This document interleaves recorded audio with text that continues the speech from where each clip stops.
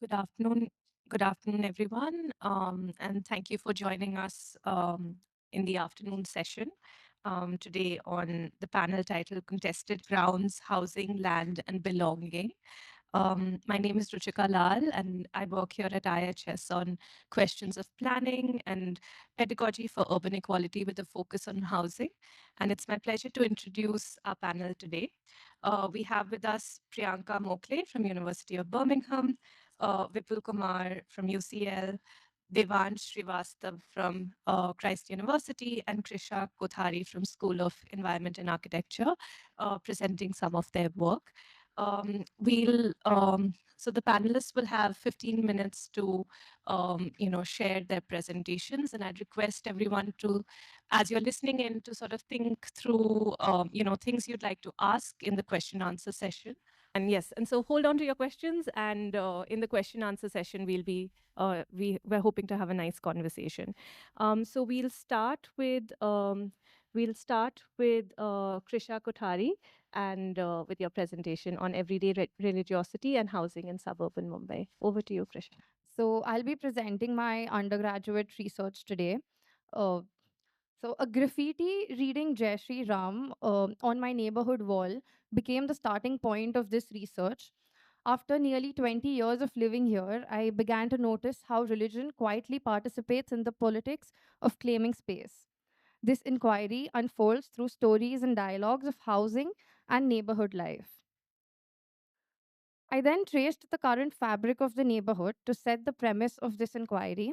I call this introductory story Tara Galima Su Hawa Chale Che. What winds of change blow in the lane? I located myself as a fly on the wall and overheard these conversations. In an empty garage, middle aged women gossiped about family feuds over customs. They shamed their friend for cooking with onion and garlic despite living in a Jain household. Outside the temple, in a playground, children negotiated play space with hawkers who occupied the open ground to sell religious wares. On the market road, teenagers restricted from eating potatoes under their religious ethics discreetly slipped out of their homes to eat vada pav. At the pan stall nearby, men discussed emerging builders, fast paced redevelopments, and the kind of amenities they now expected in the neighborhood.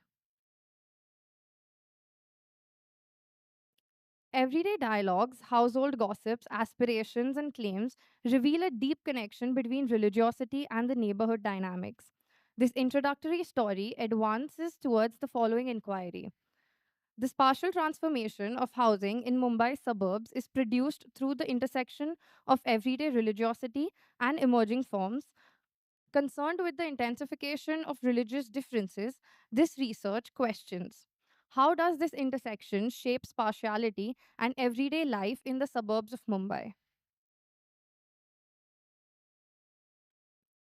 This research focuses on Daulat Nagar, Borivali, a neighborhood in suburban Mumbai. In the 1950s, it began as a bungalow scheme for Sindhi and Punjabi refugees. By 1980s, the Mumbai mills shut down. Low-rise apartments and bungalows attracted the Gujarati and Marwari business families due to the close proximity to the railway station. They established several religious institutions here. After 2005, frequent flooding due to Methi rivers overflowing and Mumbai's floor space index incentives accelerated a shift to high rises, intensifying the redevelopment in this area. This represents the fabric of Daulat Nagar as of 2024. High rises have replaced independent bungalows and chawls, retaining the same plot sizes while intensifying density. I now briefly present to you five stories located at the intersection of everyday religiosity and housing in Daulat Nagar. The first story is a network traced in the neighborhood called Punya Ka Kaam, a virtuous deed. Manish Jain, a resident of Daulat Nagar, inherited textile factory in Rajasthan with his brothers, but he was eager to enter the neighborhood redevelopment business. He secretly secured capital from a local bar owner who indicated that he had excess cash and could invest it in redevelopment to reduce his tax burden. He also approached the Jain Temple Trust for a loan. The trustees conveyed providing housing was considered a punya ka kaam, a virtuous deed, and agreed to provide financial support on the condition that the redevelopment included living space for Jain monks where they could reside and preach their teachings. Manisha's family invested as well. Flats were allocated to the bar owner and family members. Priority in renting was given to households of similar religious beliefs, specifically vegetarian families. The temple received an upashray, a residence for the Jain monks, which attracted buyers of the same faith. Over the past decade, this network expanded significantly, with Manish redeveloping over 50 buildings in the neighborhood. This story demonstrates the Jain entrepreneurs in Daulatnagar mobilize capital towards redevelopment of housing stock by situating themselves opportunistically within networks and discourses of everyday religious practices.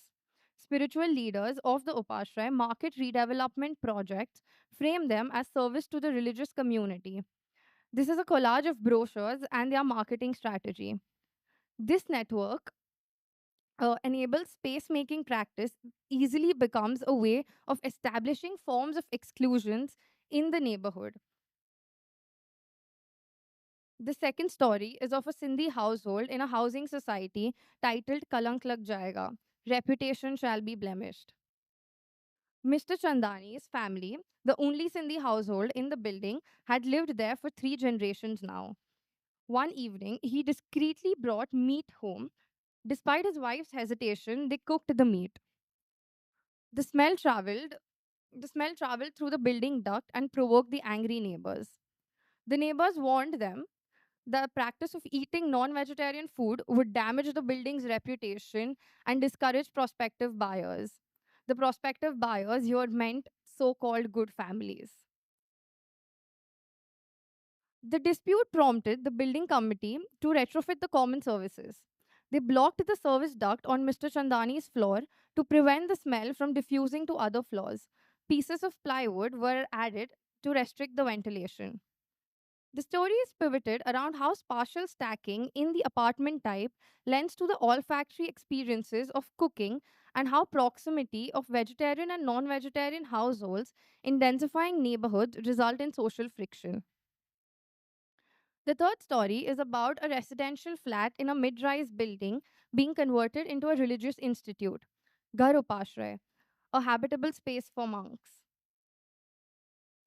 Avantika's family sold their first floor flat to a Jain temple, converting it into an upashray where monks reside and preach. As their caretaker, she wakes up at 5 a.m. to dispose of the excretions of the monks in a nearby planter bed, since their religious practice claims to prohibit the monks to use ordinary toilets. Traditionally, these excretions were disposed of in open fields.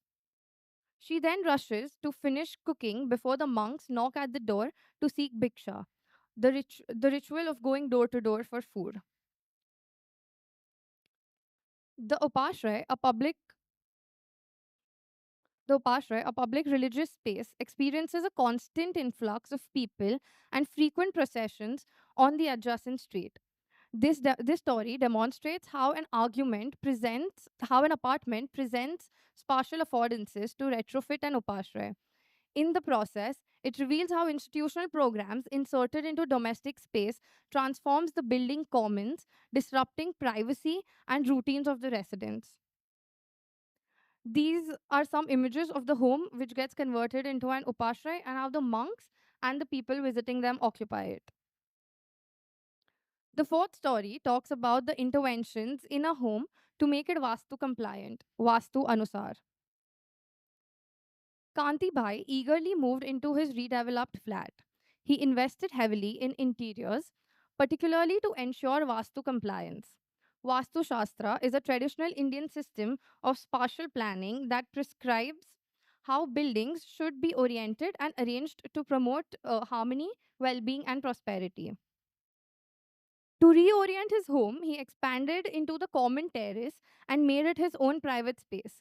He did so to shift the kitchen and add a puja room, making the house Vastu compliant. This led to leakages and ownership related issues in the building.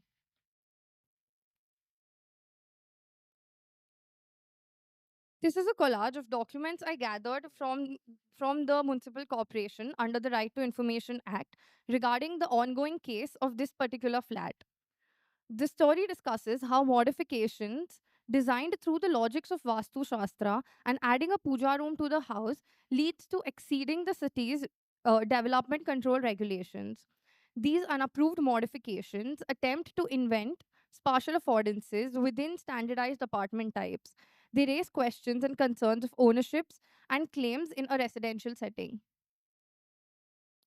The fifth story discusses the provision of amenities in a redeveloped building.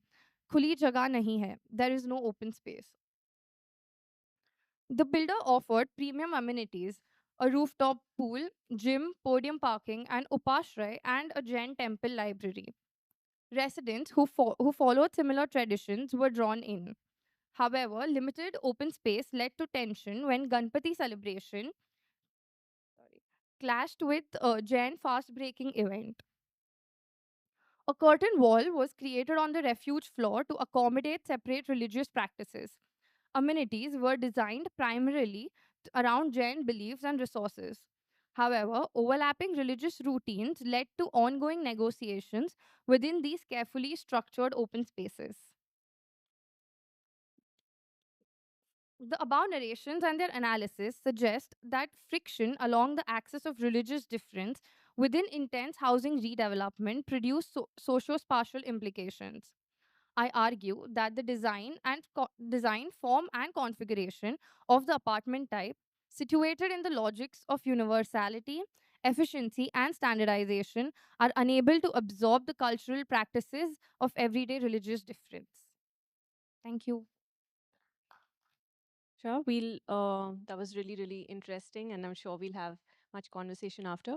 Where we'll now move to the second presentation, which is also from Bombay, Mumbai. Priyanka, over to you. This will be online. Yeah, so good afternoon to all of you.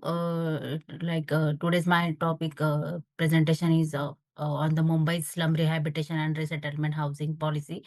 So I am focusing this study from the environmental justice perspective.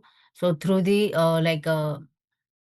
existing literature, I have found that there is a very less focus have been done on the like caste and religious based marginalized communities challenges and how they face the challenges after rehabilitation and resettlement.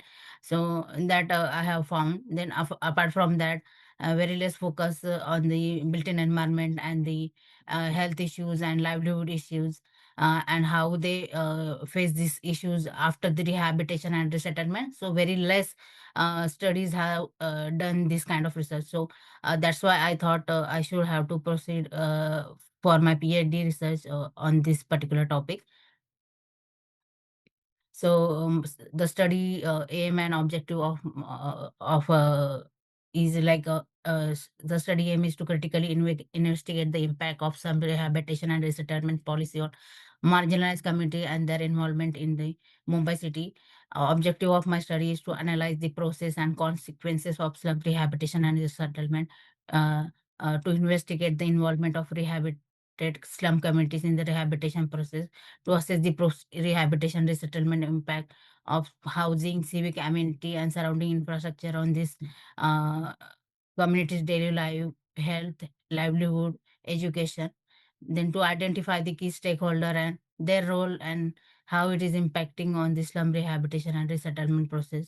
Then in the last, I am focusing and understanding this, like how the sustainable development goal 11 is creating this slum rehabilitation and resettlement housing more inclusive and understanding it from like a community's perspective, whether these communities specifically Dalit and Muslim communities are they involved, and what kind of issues these communities are facing in this rehabilitation and resettlement.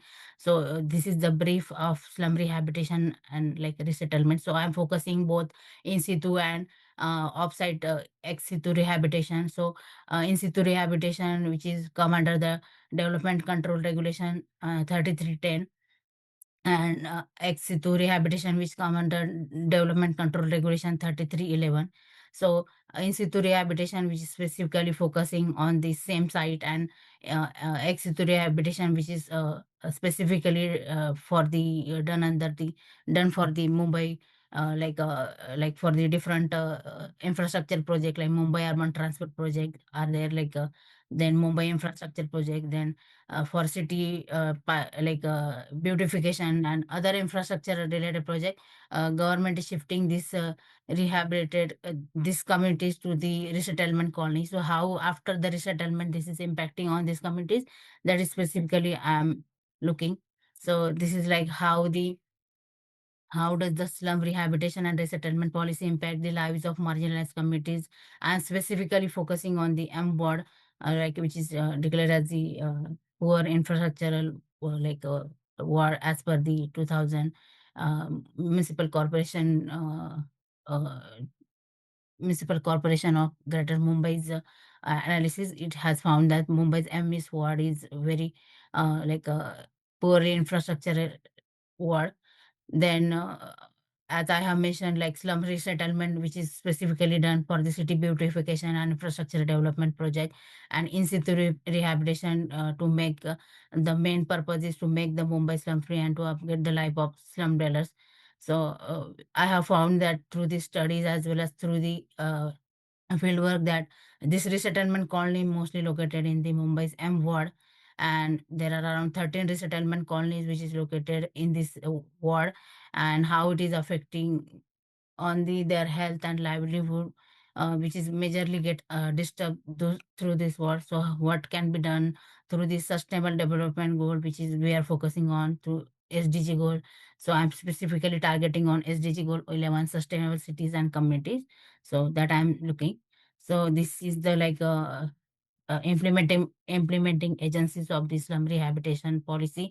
So under the government of Maharashtra, there is Slum Rehabilitation Authority, then Mumbai Metropolitan Regional Development Authority, then Municipal Corporation of Greater Mumbai, and other civil society organization like Spark, and uh, also YUVA, and also the World Bank, which is international organizations, are also involved in this slum rehabilitation implementing policy.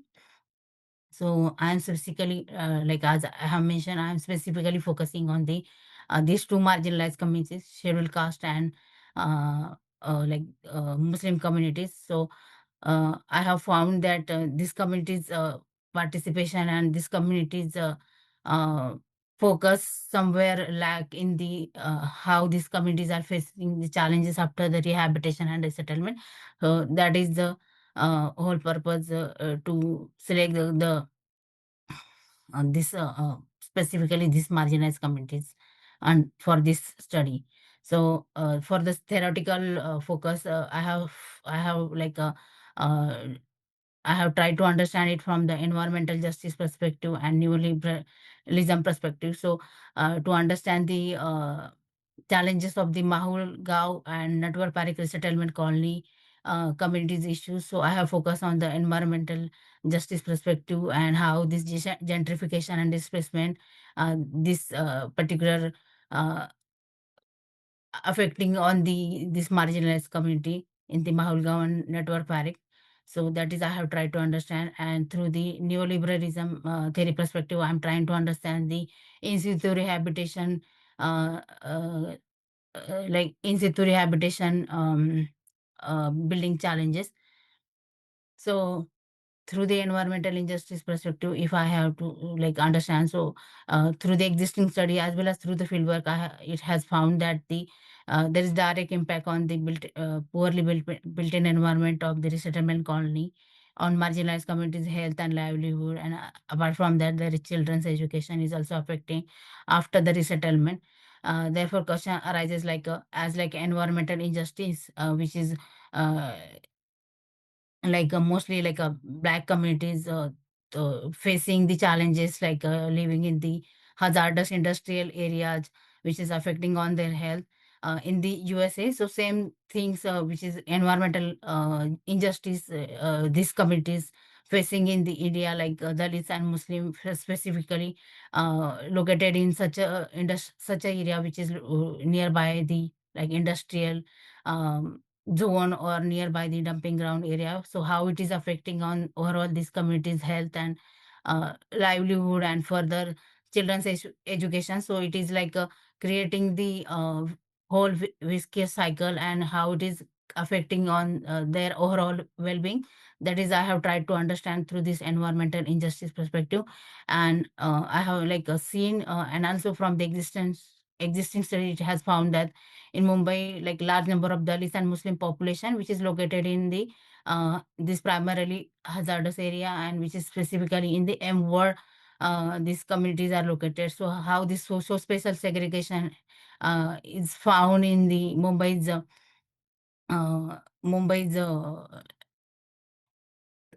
city that I have seen. So as I have mentioned, like how this environmental injustice and social spatial segregation, like in USA, black communities are facing, but in India, like Dalit, Muslims, and other like marginalized communities are facing these challenges. So that I have seen. So apart from that, like another theoretical perspective, I have seen neoliberal intervention in housing policy, like in the Mumbai slum rehabilitation policy. I have seen that there is large intervention found of the um, developer, which is uh, uh, which is making the slum rehabilitation policy more towards the developer oriented rather than the community oriented.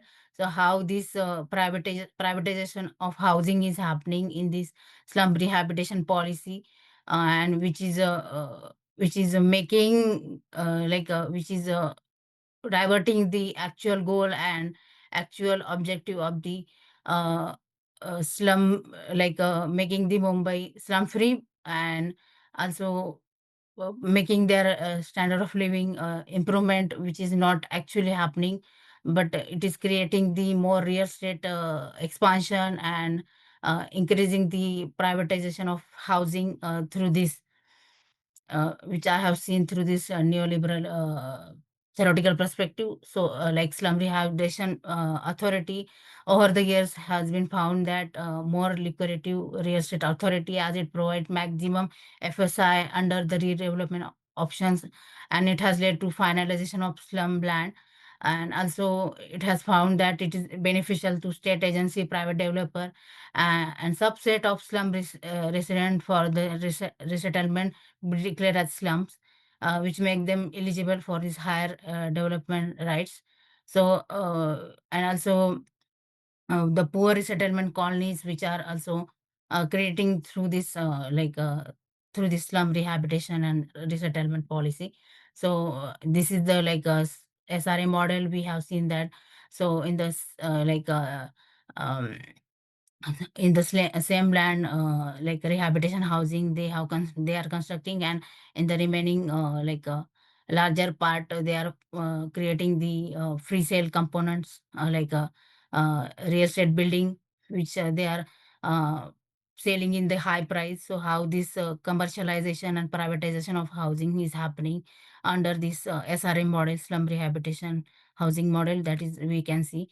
So for my study, I have chosen qualitative research methodology and ethnographic approach, and I have chosen sampling purposive technique, and tools of data collection. I have used in-depth interviews and participant observation technique, and I have done the interviews of rehabilitated community, state actors as well as non-state actors was involved in my study. So I have specifically done this study in Mumbai's M ward. So in that, in 2009, this ward is declared as the lowest human development index ward, as per the Municipal Corporation of Mumbai. And these are the my case study site, Mahul Gauri Settlement Colony, which is located in Mumbai's MS ward. This ward is like surrounded by chemical factories and oil refineries. Then Network Park Settlement Colony, which is located nearby the Devna dumping ground. Then Gautam Nagar Panchshil Cooperative Society, which is the N-Setu rehabilitation building, which is also located in Mumbai's MS ward. So how this neoliberal intervention and environmental injustice is happening in this resettlement and rehabilitation housing that I have seen through this selected case study site. So this is the map of Mahulgaon resettlement building.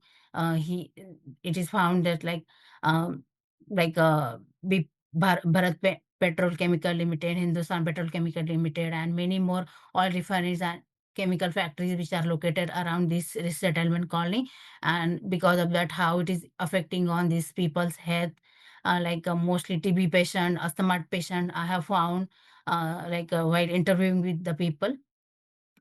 Then these are the field photos of the Mahulgaon, which is found that a very poor sanitation and congested housing, and because of the lack of livelihood opportunity, many street vendors I have seen, which is also not have a proper like proper shops for them, and how it is totally disturb their health livelihood through this after coming to this resettlement colony that I have seen through the during the interview and through the observation.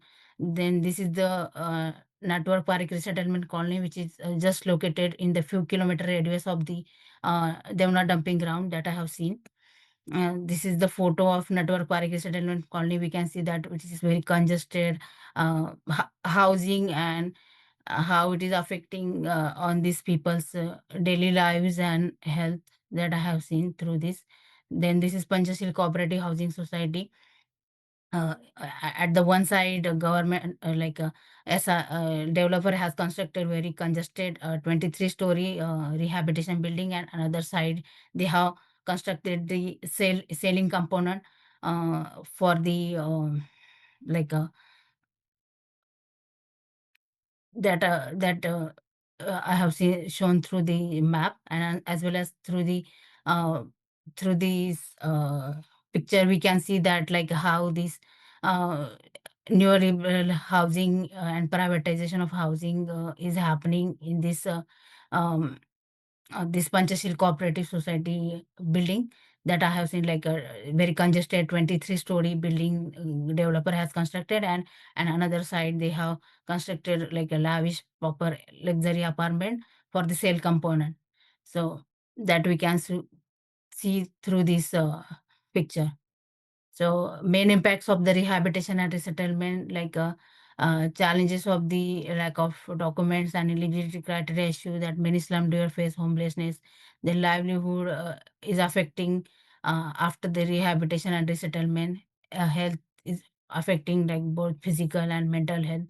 Then education challenges, children lose their education after the resettlement. Financial burden is increasing because of the high maintenance and increasing standard of living.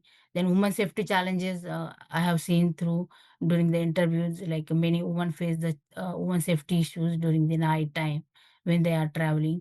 Then congested housing and family dispute, which is facing in the resettlement colony. Transport and mobility issues, mostly in the Bahulgaon resettlement colony, which is located very far from the city center. So how it is affecting on the transport and mobility, and because of that, it is further affecting on the livelihood of the people. Then discrimination due to caste and religion among the rehabilitated community. Then poor quality of housing, which is creating the access of poor infrastructure and sanitation and waste management issue. So this is the challenges these communities are facing. So these are the some course that I have added through the my interviews. People have mentioned about the SRA building, which has taken a Panchashil Cooperative Society building, which has taken 15 years to complete. So till that time, builder hasn't provided them the rent on time. So how it is created the challenges, like a financial burden on the family. Then after shifting to the Maulgaon, people lost their uh, like parents, someone have lost their brother, sister. So because of the surrounding environment, then someone has lost like a livelihood opportunity. So how this affected on this community's overall well-being, and found that these people are not at all satisfied after the rehabilitation and resettlement. So like environmental justice means like a right to live in healthy and sustainable environment regardless of their caste and religion. But in the Mumbai city, I have seen that like people are getting divided as per their caste and religion based, like it is a social spatial segregation, as like we can see in the rural Indian villages, which is continued in the city as well. So how this social spatial segregation and environmental injustice is creating through this slum rehabilitation and resettlement housing, that I have seen through like overall from my study. And in the conclusion, I want to say that for making the sustainable housing for marginalized community is really critical need in this climate change urbanization area. However, government and city politician is expanding the real estate sector and beautifying the city in this slum rehabilitation and resettlement policy. So what need to be done? So one thing can be through the uh, through the empowering these communities through the different social movements, that can be the one part. Then also apart from that, community participation and major step should be taken by civil society organization, government authority to make this housing more affordable. That can be done through these make to make this housing more sustainable. And apart from that, like we just focus on the like environmental sustainability, but also we have to focus on financial and social sustainability, which are also equally important. So to make this financial, environmental and social sustainability parameter, by keeping it on same line, how this Mumbai slum rehabilitation model we can make more community oriented, that we can see. And also there are many examples, Singapore country have made a successful housing program. So in Mumbai also we can adopt such a kind of model, to make the housing more community oriented, also by involving the community, what is their need, what is their uh, actual issues they are facing in the informal settlement, and to upgrade these people's life, what can be done more, so that government should have to understand. So apart from that, by considering a more incremental housing policy to allow slum areas to improve resident investing in their homes after securing land tenure, instead of relying only on extensive top-down approach, utilizing land pooling and readjustment mechanism, that can be helpful to make the this slum rehabilitation housing, instead of that focusing Priyanka, on the more sorry rehabilitation. to Yeah, sorry to interrupt. We're a little out of time, so if you could, yeah, yeah, if you could close in, a few, yeah. So, so in a few sentences. Yeah, thanks. yeah, so as I have mentioned, to make this slum rehabilitation housing model successful, we should have to focus on more like a community based approach, and also like to also we have to take the example from Singapore's housing model, how this model can become successful, like through the government commitment and focus on affordability and quality of housing. They have focus. So like this, through this example, we can also think how this Mumbai slum rehabilitation and resettlement model we can make more successful. Yeah, thank you.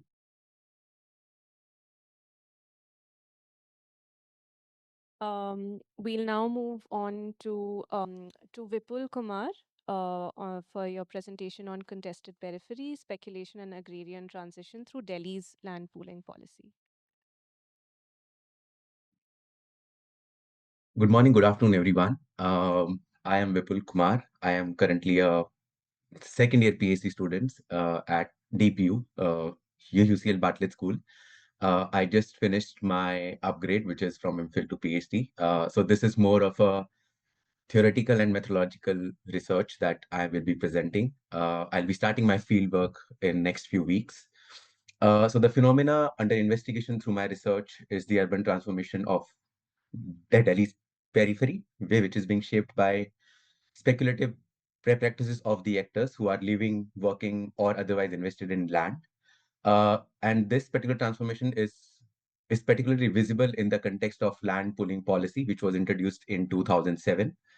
And the policy, through the active involvement of the private sector in assembly, planning, and development of land, aims to provide world-class smart neighborhoods.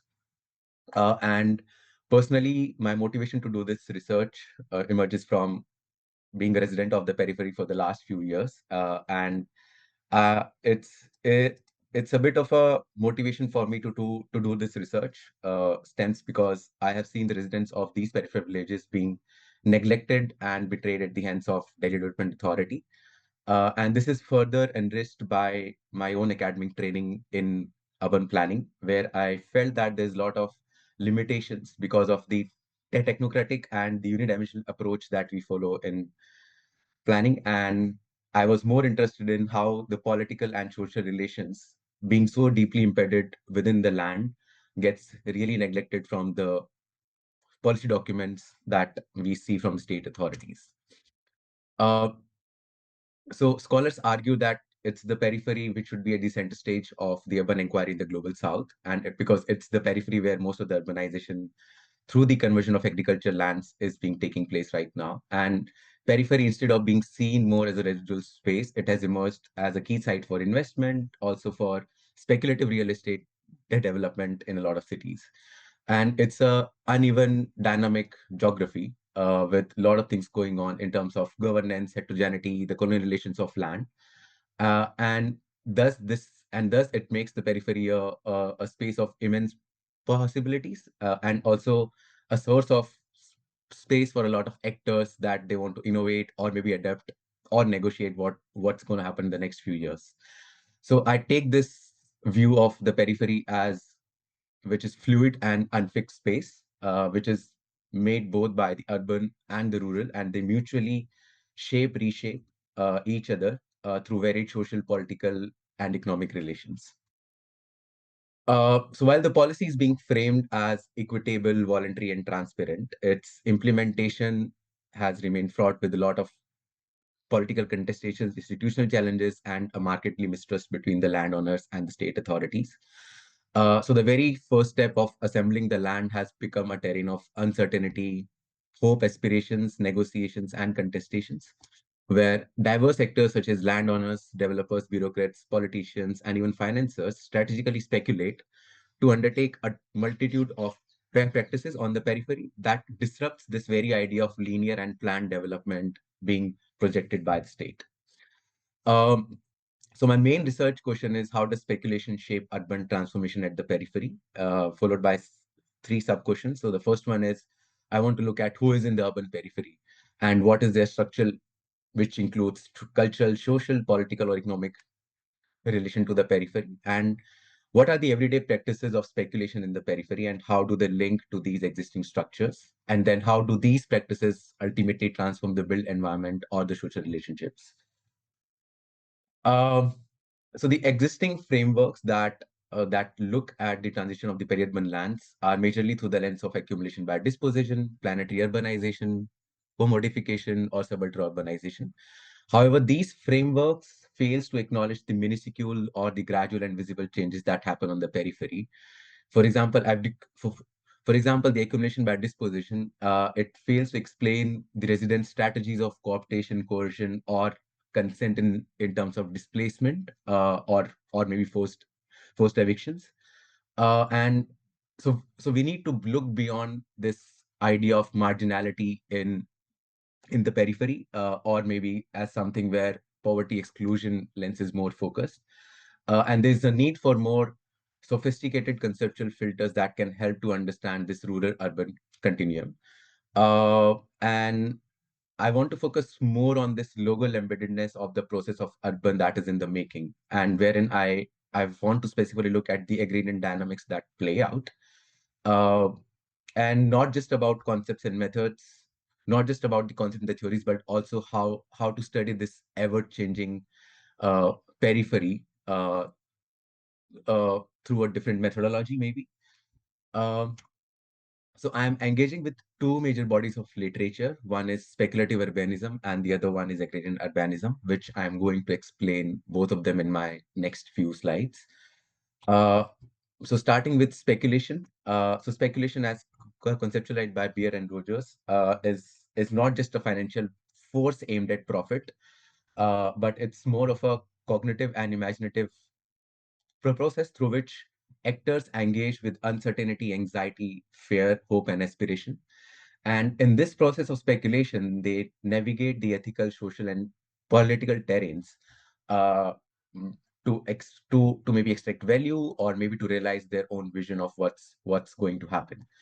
And this understanding of speculation I'm borrowing is particularly relevant to the study of speculative urbanism, wherein people beliefs and also the collective vision about the progress and the development are being materially enacted through this diverse practices on land. And in specifically on Delhi's periphery, land becomes the primary medium through which these aspirations of maybe security, mobility, or modernity are expressed. So speculation, therefore, is not just about anticipating profit, but also about negotiating a future that jumbles across maybe ancestral land and converting these agricultural lands into real estate developable plots, or maybe investing in real estate as a symbol of upward mobility, or maybe owning land as a sort of social symbol. Um, Taking this conceptually and methodologically broader version of speculative urbanism from the existing literature, I am examining I'm interested to examine this four range of processes that I read through existing studies. So first one is the broad range of factors, and by which I mean this entire process of speculative transformation is deeply an imaginative process driven by a constellation of actors, and this could include a large private developer, maybe to a small property dealer in a particular village. And next one is temporality. So speculation is often framed as future oriented, but yet its temporalities are complex, layered, and contested. And White has talked about in the context of this term spiraling term, there's where the temporal formation weaves together a lot with the past, present, and future. So rather than progressing this linear notion of development, it is always contested. And this understanding is relevant for Delhi's periphery because where I see land, memory, and kinship remains deeply interwoven when people are enacting certain practices on ground. Um, Third one is everyday speculation. So moving beyond finance and speculative practices of dominant actors such as developers and investors, Lettner and Shefford has focused a lot on uh, shifting focus on the lived experiences of the residents in these villages or maybe the land owners, and emphasizing the everyday practices of these residents. They navigate uncertainty, displacement, and aspirations. I focus more on the everyday speculation, which is deeply social and cultural. And in this particular case, in the case of Delhi, political speculation became a more prominent uh, focus that I want to look into, keeping in mind Delhi's unique federal status and also a lot of decisions being taken around policy. Uh, and the last one is the role of state. So the role of state in speculative urbanism is like multifaceted, very dynamic, and deeply embedded with new forms of governance, finances, and development being explored by the state. So the state itself is reconfiguring, and I would say the state's reconfiguration itself is a product of this neoliberal restructuring, as it still remains a central actor that enables, mediates, and legitimizes speculative urban transformation. And people engage with the state in terms of aligning, contesting, or negotiating through varied groups. Um However, a speculative urbanism framework still tends to privilege urban and financial logics of transformation, and it underplays the agrarian continuities, which is the role of caste, kinship, customary authority, or even the colonial rules that continue to shape how land is valued, contested, and circulated at the periphery. And that's the reason bringing I bring in my second framework, which is agrarian urbanism. So Guru Rani had talked about uh, how the urban question is intimately linked to the agrarian questions of land, labor, tenure, and livelihoods. And agrarian urbanism helps us to foreground on how agrarian regimes of land, caste, and property not only persist, but they actively shape and reshape the urbanization process currently going on. Um, so in agrarian urbanism, I'm focusing majorly at four processes. So first one is caste, kinship, and identity. How all these factors play a very important role in terms of when people enact certain practices, maybe selling or buying their lands, or how do they even take a decision to participate in the policy or not. Um, then land ownership and tenure. So there are a lot of common lands to the tiller, which was brought in 1970s, and these people who have been uh, basically working on these lands for a long period of time do not have ownership. But and what happens when these new policies come into picture? And so does the policy take into account all these different form of land ownership and tenure that are out there?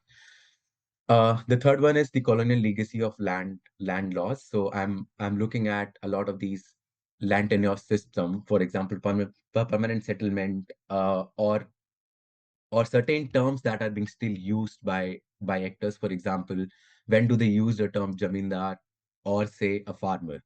So and so they all these terms have some colonial relations, and so that's what I'm also interested to look at. And the fourth one is the contestations and negotiations, how different landowners align with certain state actors. However, at the same time, a lot of these actors also negotiate. For example, when do they decide that okay, we will going to protest? When do they decide that okay, it's time to file writ petition? So they're taking a lot of decisions on how do they navigate this uncertainty through the policy. Um, so this is my final framework with which I'll be entering my field. There are four different processes on each side. So this is as of now, uh, um, this is something that I have compiled for now, but maybe I would want to focus maybe on four of them out of eight. So this probably I'll decide when I go to the site, or maybe I can encounter, or maybe I can come up with some more processes that are not even here. Uh, Regarding mythology, so I'm looking at the site through critical ethnography case study. By critical, I mean I'm more interested to look at the power relations that are out there. And I feel the critical ethnography as its overarching methodological approach would help me to focus more on these embedded relations, and also to look at the intersectional analysis between different actors, and especially focusing on more on the grounded account of different actors that are out there. um, and I'm even though I have fixed sight, or or or when I say that I'm talking about periphery, but conceptually I don't mean I don't mean it's a fixed space. So I'm basically entering it as more of a contested and dynamic space being produced by a lot of historical, structural, and political relations. And I think critical ethnography focus on deconstruction of these fixed binaries would also help me to maybe come up with something new that can help me to define what's going on. And so this would involve five main methods that I'm looking at. First one is participant observation. Second is semi-structured interviews, oral history, document analysis, and counter mapping. I'll briefly go through these methods later on in my slides. So these are the five uh, land pooling zones you can see on the map. And the policy was introduced in 2007. However, there are a lot of changes that happened. So the policy was first conceptualized and notified in 2013. Then there was a change in government. So 2018, the new policy came up. And finally, 2019, the policy was opened for people to register their land. So till 2019, and the latest data that I found on the website, it's till January 2025. So different sort of land percentage data is there, like how much land is being pooled. So you can see in zone P2, 50% land is pooled, whereas in zone K1L, very less land is being pooled. Overall, I think the estimates it's around 30% land that's been pooled till now in the last 6 years. Uh, so I am focusing majorly on three sites. And so I made a scoping visit in the month of April last year to identify these field sites. And the criteria, and so I'm looking at more at the cluster of these villages that are out there in these three different zones. And I'm using revenue boundaries and not the proposed DDA sectors as my field sites, because these are already out there. The proposed sectors is something that is being talked about when the policy eventually takes place. So my criteria for selection of these sites is basically on 8 parameters. So first one is how much of the amount of land is being pooled and unpooled. What are the different sort of agricultural lands being used for? Um, what sort of existing built up exists? For example, a lot of these sites have urban villages, unauthorized colonies, slum resettlement colonies, and then just agricultural lands around there. Uh, Hi, Vipul. Sorry to interrupt. You're actually out of time, so if you could okay, yeah, close yeah, this. I'll just finish. Yeah. So yeah, these are three different sites that I'll be looking through my research. Uh, so you can see there's a lot of things happening in terms of practices out there. So some of the people have already converted their agricultural lands into cricket stadiums. Some of them have converted into warehouses, private resorts. So I'm interested to look at how do people take these decisions, and then I have certain actors that I'll be looking at. In terms of contribution, so I through my research I aim to theoretically engage more on to basically advance debates on urban peripheries and the idea of speculative urbanism. And empirically, I'm interested to more look into land pooling policy, which is still in a very nascent stage. However, not much work has been done in terms of ethnography or qualitative work. And methodologically, I'm combining ethnography and spatial methods to see if I can look at more of these subtle, incremental, and often invisible changes happening. Yeah, that's it. Thank you. Thank you. Thank you to all the presenters.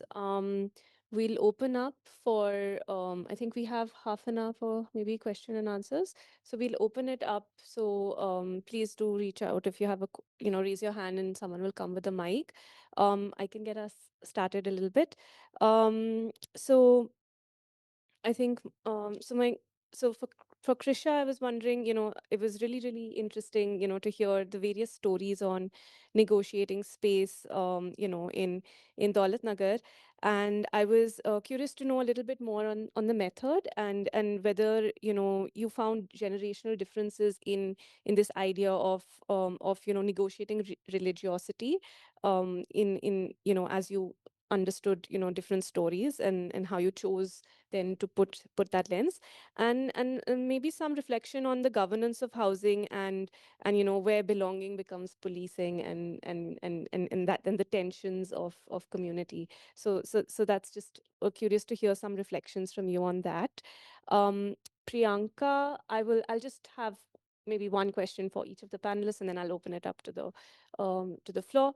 um so Priyanka, there was a lot to sort of move through there. So I was curious because you did say that you did interviews with state actors, and I was curious as the kind of conversations you had and the method that you took to speak to the state actors and how they spoke about the political economy of land in relation to the environmental concerns that you're interested in. And to Vipul, that there was a really, really interesting sort of um, setting the stage for, I think, your fieldwork on the overlay of speculative urbanism and agrarian urbanism. And I'm curious as to how you're thinking about, because you are talking about unsettling the assumption of marginality in the periphery. But when you do go to field, there will of course be a spectrum of actors, and so how are you thinking about working with the idea of marginality within the periphery that you sort of work with? And for Devansh, that was also a really interesting overlay of, the Rent Control Act and the Disturbed Areas Act. And I'm curious about, when you listened to Vipul's presentation on speculative urbanism and agrarian urbanism, and sort of like working with the caste and the kinship and the property networks, and just curious to see if there are sort of uh, things that resonate with that, or how, I mean, given that you were not looking at an agrarian context, so how do we sort of read these two together? So and maybe we can start with you, Krisha, and just move in the order of the present. So firstly, talking about the methodology, I'll actually start with how I came to this thesis. It'll also bring in some idea of the belonging, the second part of the question you asked. So I've been my three generations of my family have been staying over here until last 2 years when we all moved out of the neighborhood. So basically, a lot of it comes from stories from my grandmom, my grandfather, how they perceived the neighborhood when they had shifted to this place. And also from, so now that the family has been staying since so long, I could mobilize a lot of networks. I could talk to a lot of people. And my grandmom has a group of aunties who have all the gossips of the neighborhood. So that became a very important source for me to find these stories. And after finding these stories, I went to people, I talked to them. It was really interesting how, so coming to the generational part, how the my generation, like my friends, how they have been thinking of the neighborhood, how their ideas, or how they, like, for example, there, like, lately there has been a lot of eye on the street, like, even if there is some person walking on the street, and maybe some girl is wearing shorts, it becomes a big deal. And it is actually sad, but also, these kind of gossips keep moving around. And then uh, these laws, or maybe these regulations, are there in the society that you know you are supposed to dress in a decent way because a Jain monk is passing by. You are not allowed to do certain kind of things on the street. So when I was walking around, overhearing these things, and the pan stall becomes a very important place to, from where I actually started listening about the enterprises also. So these kind of nodes on the street were actually the main hotspots of knowing what is happening in the neighborhood. And yeah, generationally, I was talking. So the stories that the grandparents, the parents generation, they have, their ideas of celebration in the neighborhood was very different. Like, every festival was celebrated in a particular way. There was a playground where the Ganpati Pandal used to happen. There were a lot of other uh, competitions which used to happen with them. And then slowly, and there were langars. There were a lot of langars that used to happen on Thursdays. Basically, a small gurudwara was at a corner of the neighborhood, and people used to go there for like really good meals. But later, as things kept shifting, all of these stopped, and there was a sense of alienation from the old age group also, that the festivals have become very specific, community centric. So yeah, religion did play a lot of role in how the neighborhood has transformed. If you could respond to the question, in a few minutes. Yeah, thank you. Priyanka?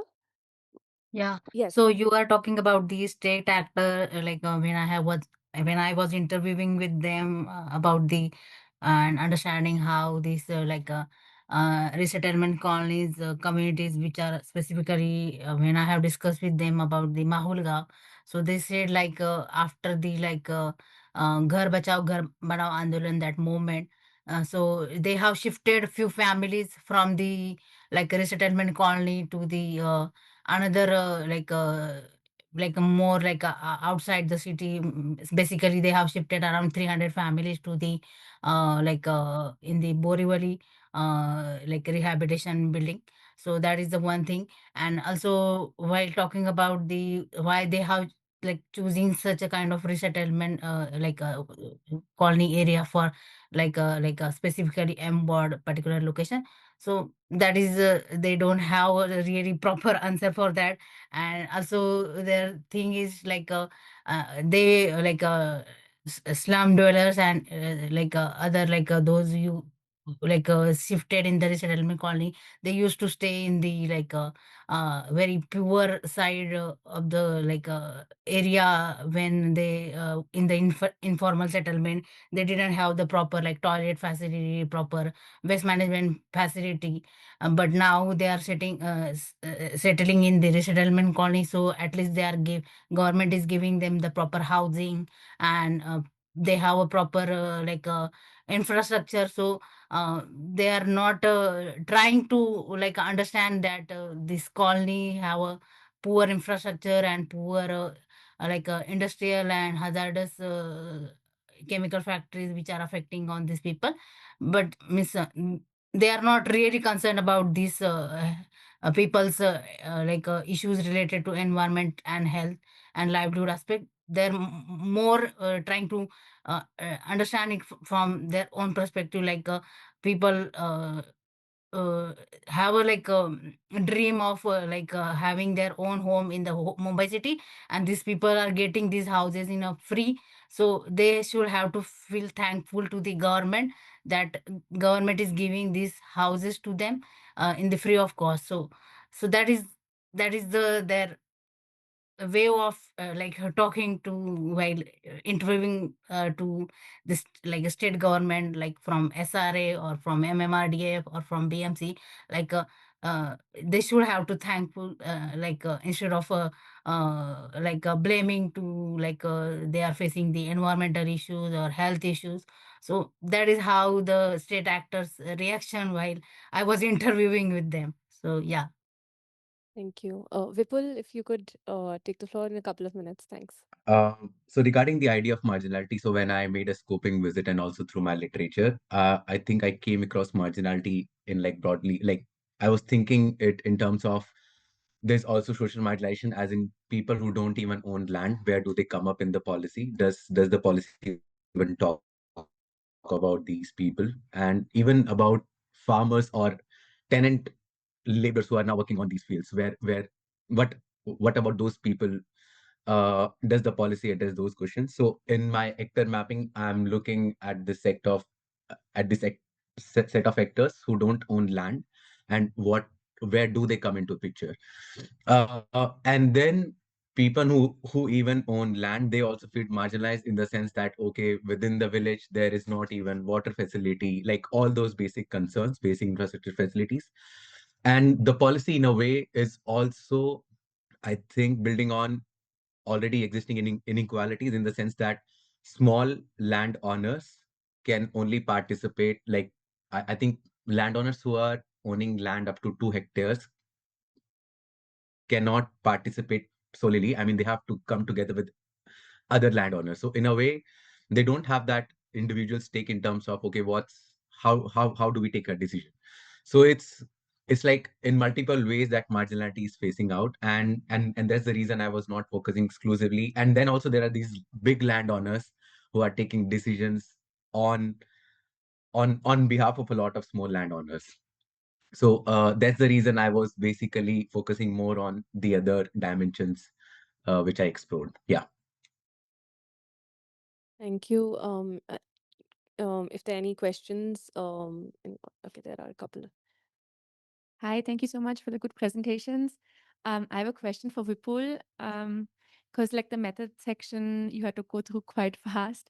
I was just wondering whether you'll be using spatial mapping also as a tool to kind of consolidate your findings in the end, or if you have any idea of how it would be. Yeah, thank you. Yeah, we can take a couple of questions and then I think one here and then one at the back over there. Yeah. My question is also for Vipul. So speculation is a cycle which is associated with DDA's master plan in the Delhi region. So with the first master plan as well, there was speculation, and I mean that's documented. Do you see anything that is different from what has happened before? Uh, Development of unauthorized colonies, even the Noida, Greater Noida, in any of this. So does speculation become a state policy tool for urban development? Uh, Also, what you call periphery, I'm not sure where that term really comes from or gets applied here. Is it just because of the distance from city center or because it's agrarian? Because by all means, it's within the municipal borders, is largely urbanizing. So is this periphery or, you know, would you use another categorical term for this? Thank you. Just your thoughts.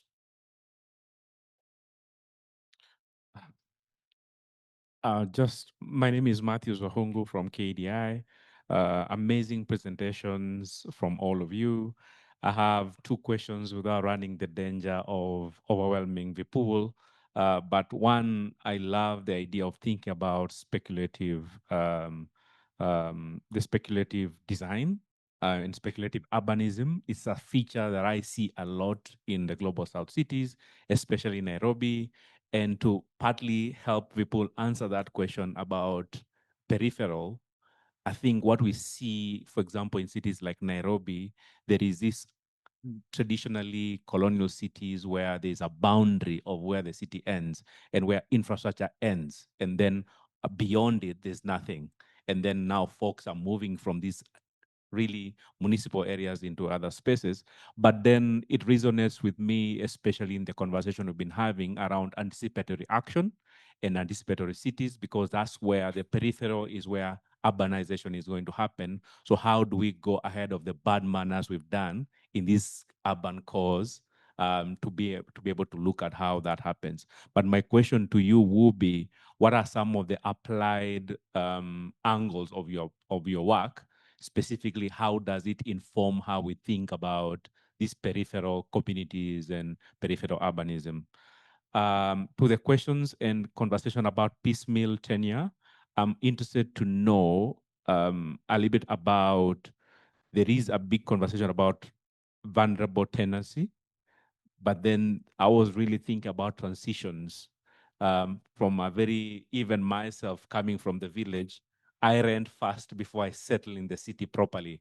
Is that also an angle around transition that you're hearing, and how does it fall within the different typologies of tenure you're talking about? Hi. My question is for Krisha. Thank you for your presentation, Krisha. I was just curious, and I wanted to understand more about your own positionality as a researcher, because you're also sort of in that sense, because you also said that a lot of the people that you spoke with also came through like your own familial networks. And I think in such cases, these are not just informal, but also very intimate networks in that sense. So how do you really then navigate your insider, whatever, right? Like a positionality, what are the kind of, if at all, I mean, there were any challenges, how did you navigate those sort of, also because then your home becomes your field in a way. So I'm just curious to hear a little bit more about that, if you'd like to speak. Take these and then take another round. Yes, I think we'll take these. So maybe we can start with Vipul, since you have a bunch to sort of respond to, and then we can go to Devansh and then Krisha. Yeah, I can start. Thank you for all the questions. First one is regarding spatial mapping. So I'm doing like a counter mapping. So I'm more interested in taking these maps that are already prepared by DDA these people, and just to let them, and just to ask what do they think about these maps, as in who, so basically who has prepared these maps and for whom, and how do these maps act even as tools of speculation, and not just even about that, but what's out there on these maps, as in, so from the existing maps that I could see is those maps doesn't even talk about people who don't own land, but still they are out there in the field, navigating the policy in some way or the other. Um, and I'm more interested in mapping as sort of power relations, as in it's not just about being spatial representation of lands, but also how does that play out actually in the field. And I'm also interested more in if there are any maps that are being prepared by the actors on the ground, because I came across few of them when I was doing my scoping visit. Uh, the other question regarding DDA's master plan speculation and what's new that so basically I'm entering, so I'm using this policy, or I would say, okay, the master plan would be coming whenever it is coming.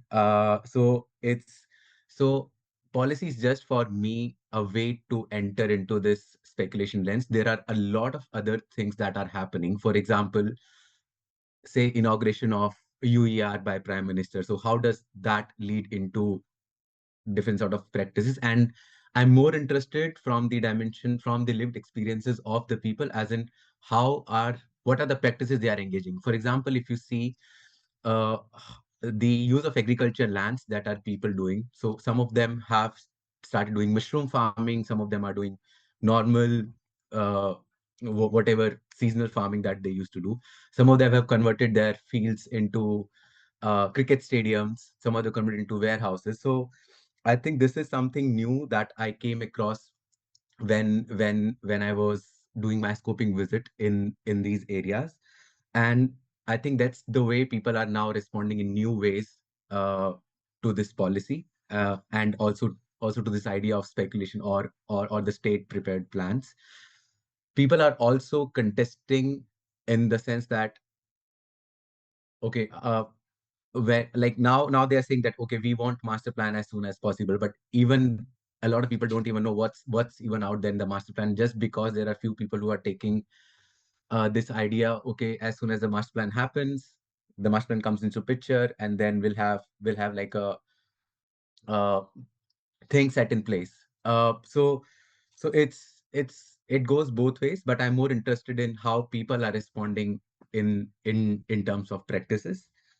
uh Defining periphery, as I mentioned in my slides, I don't think I am like I'm looking forward to define, okay, this is periphery, this is center, and I'm more interested in the relations between the center and the periphery, I would say.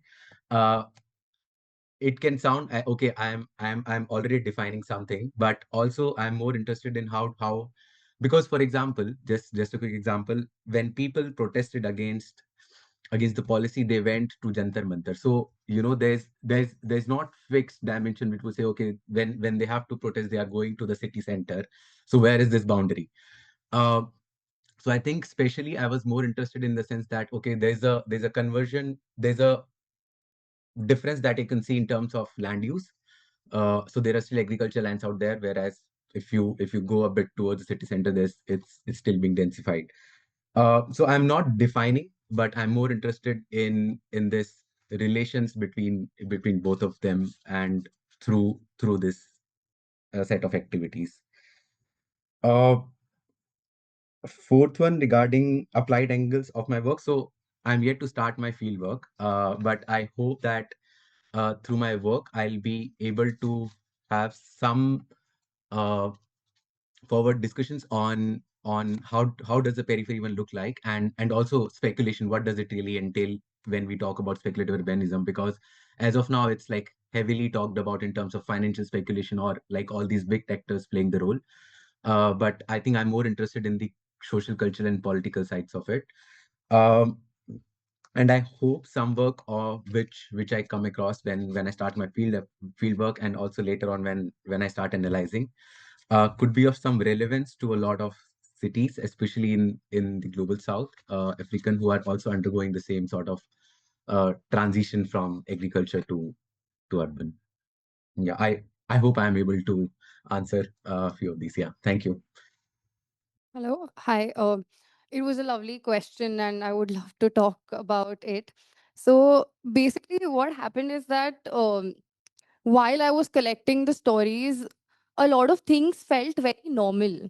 And that is when I realized that, I felt like I was at some dead end during the research. But that is when my mentor also told me to re-understand the idea of religion, because religion is something that we've been told about since our birth. There are a lot of preconceived notions that got broken during the course of this research. And I started trying to understand religion as a concept. And I was reading a lot of Karl Marx at that time. So his idea of how religion is the opium to masses was kind of a driving force.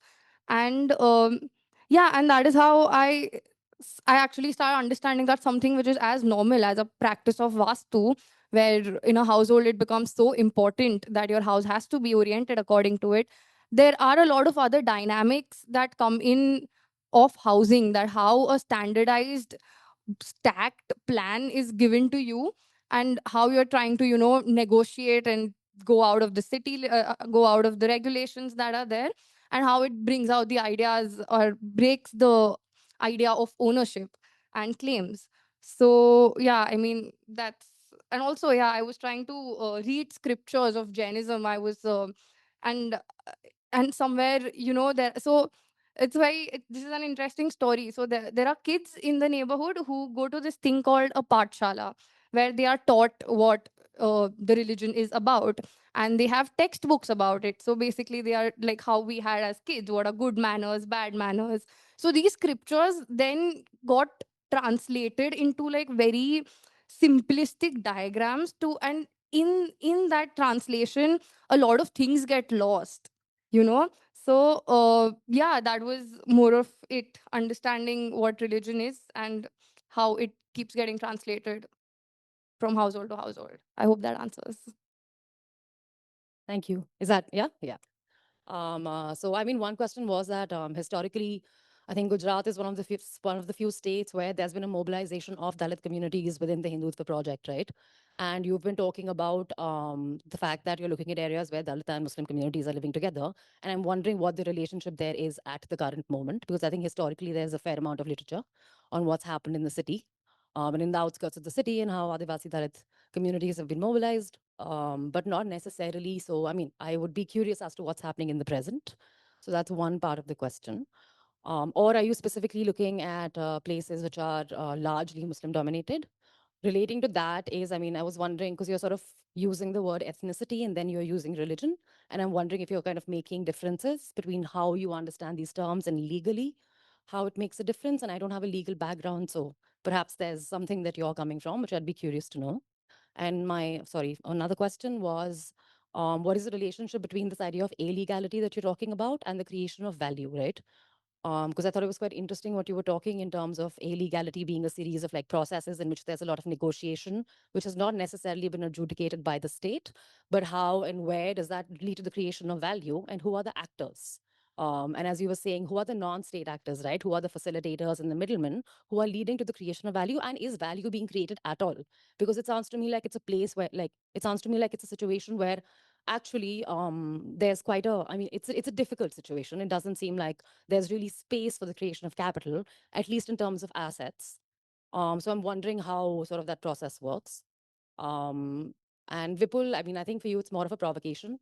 And I'm saying this from a place where I've been in the architecture department for some time now. And I was just, so I'm from Delhi, and I was waiting, I guess, in some senses, to kind of hear the name of a place that's familiar to me when you were talking about Delhi and working in the peripheries of Delhi.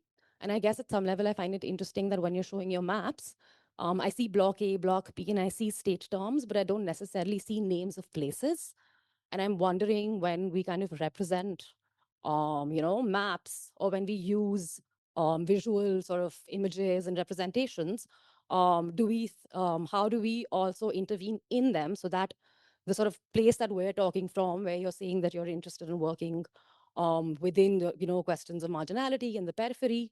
Those are also represented in the visual sort of, the sort of images we use, the maps we use, because they themselves have a certain kind of power, right? They also hold meaning in the same way that text does. And I'm sure you've thought about it, but it was just interesting for me because I know you're doing a presentation like you're doing it. I mean, I'm sure it's just, I was just wondering if you think about if you're thinking about some of these questions of representation as well at this stage in your work. Yeah.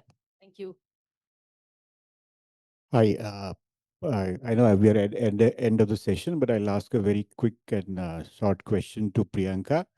Priyanka, I'm really amazed to see the graphs that you have over your field. And building on that, I'll ask, so you shared some of the anecdotes by your interlocutors. I'm particularly interested if some of the people or the families who are getting rehabilitated, are they showing certain strategies of resistance in this milieu? I know when you interacted with them, did you see any strategies?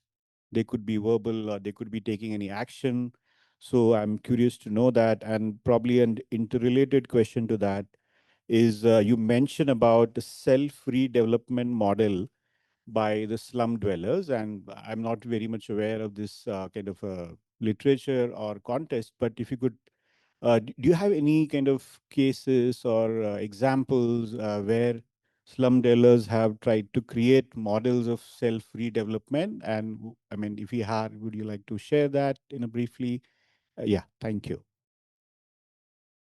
Just to be very quick, yes, well, when I'm talking about my field sites, I am taking villages as my entry point, and not the sites that DD has said. For example, they have said that okay, sector 1, 2, 3.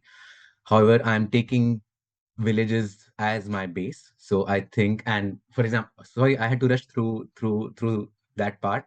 So for example, my first site is basically comprising of 4 villages, which includes Tigipur, Akbarpur, Baktawarpur, and Fatehpur. So yeah, I am taking villages as my entry point and not the nomenclatures that are being proposed. Yeah, I hope that clarifies. Thank you. Fine. Priyanka, over to you. Yeah. So, the question was about the resistance. So he was so I have seen it through the Mahulgaon case. When I have spoken with the people about the Ghar Bachao Ghar Banao Andolan. So in that also they have when I have spoken with them. So many of the people say how it get divided after a long um after long andolan, people get divided and people get influenced through more through the political leaders and through the area councillors. So how because of these based on the politics and based on the religion and caste, there is division happening itself in this moment. So that's why proper this kind of resistance related and movement related things which is not happening properly in this rehabilitation and resettlement process against the state government and against the politician who are making this policy implementation. And talking about the self-redevelopment housing model, so I am also looking through the literature and through the past successful model. I have seen it the a sites and services scheme which has implemented in Mumbai and in Chennai city in the 1980 and 1990 year, in that particular year. So how that particular policy has implemented and how that housing scheme gets successful and people satisfied through this sites and services scheme. So such a kind of housing model if can be applicable again in this Mumbai city, that I am trying to look and trying to understand. And yeah, so I am also trying and understanding it more. Yeah. Thank you. Thank you, everyone. We'll close for now. And if you do have more questions, please reach out to Devansh and Krisha in the tea, and Vipul and Priyanka. Please do drop a mail if you do have more questions, and we can forward them across. Thank you so much.